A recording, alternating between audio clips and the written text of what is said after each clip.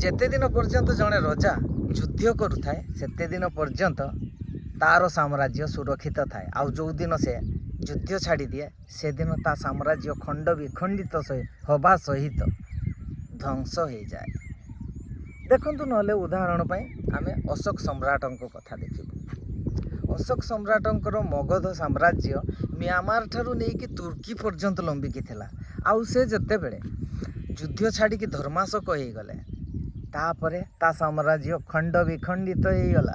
ଦେଖନ୍ତୁ, ଆଜି ଯଦି ବି କିଛି ଅଂଶବିଶେଷ ଅଛି ଓଡ଼ିଶା ଆଉ ବିହାର, ଇଏ ହେଉଛି ମଗଧର ଅଂଶବିଶେଷ ଆମେ ଜାଣିଛୁ।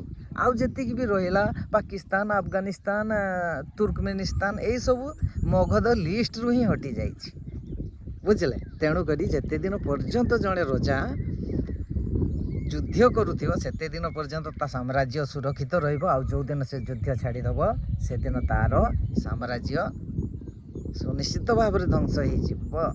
ଆଉ ଏଠି ଯେ କେହି ବି ଶାନ୍ତି ଚାହିଁଛି ସିଏ ସୁନିଶ୍ଚିତ ଧ୍ୱଂସ ହେଇଛି। ଆଉ ଯିଏ କେହି ଯୁଦ୍ଧ କରିଛି ସେ ଗର୍ବର ସହିତ ବଞ୍ଚିଛି। ଆପଣ ଉଦାହରଣ ପାଇଁ ଦେଖି ନିଅନ୍ତୁ, ପାର୍ସିମାନେ କ'ଣ ମାନେ ଅହିଂସା ନୀତିକୁ ଆପଣେଇ ନେଇଥିଲେ, ସେ ଶାନ୍ତି ଚାହିଁଥିଲେ। କିନ୍ତୁ ଇସାଇମାନେ ପାର୍ସିମାନଙ୍କୁ ଧ୍ୱଂସ କରିଦେଲେ। ଇଏ ହେଉଛି ଦୁନିଆର ରୀତିନୀତି ଭାଇ।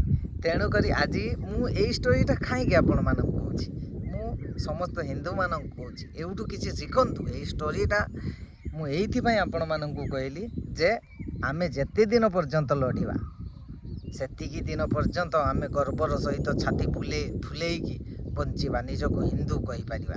ଆଉ ଯେଉଁଦିନ ଆମେ ଲଢ଼ିବା ଛାଡ଼ିଦେବା ସେଇଦିନ ଆମେ ବିଲୁପ୍ତ ହେଇଯିବା। ଏଇଟା ସବୁବେଳେ ମନେ ରଖିବେ। ଧନ୍ୟବାଦ। ଜୟ ଜଗନ୍ନାଥ।